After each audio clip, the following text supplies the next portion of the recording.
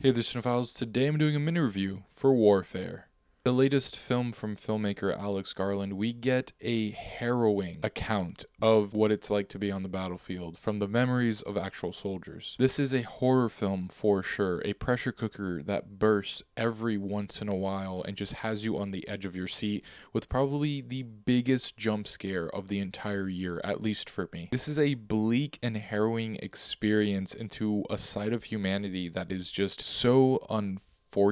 It's often glorified, and just seeing this film and how it affects the lives of so many people, whether it be those on the sidelines or those on the actual battlefield. War is hell, and this certainly feels like it. This film does do something very interesting as it's centered around one single location and it's basically told in almost near real time, which both helps makes this movie its own, but it also makes this film feel a bit limiting. If you're looking for deep characters, then this film isn't for you, but if you're looking for a movie to show what it's like being over there and actually in this situation, I feel like this is a pretty good film to do so. The whole premise of this movie being pieced together by the memories of the people actually there is very interesting, and I do wish they were able to get the perspectives of some other people that are in this film, such as the family that we see that is just kind of sieged upon by these soldiers. But I also understand, due to the fact that this is a real story and the circumstances of just this political mess, you just aren't able to get certain storylines in here. But with that being said, this film does try to recognize what's left after a situation like this happens. I just wish it delved into it a bit more. And that's because I do think that this is a very interesting ending for this type of movie. However, it does get followed up by some like BTS segment type of thing that does feature a lot of blurred faces of the actual people that this film is depicting, which in and of itself is a very interesting choice, especially with the marketing at hand. Overall though, if you're looking for a film to ruin your day in a non-derogatory sense, then this is it. I give Warfare a 3.5 out of 5 stars. There are definitely some things in here that could have made this an instant classic. However,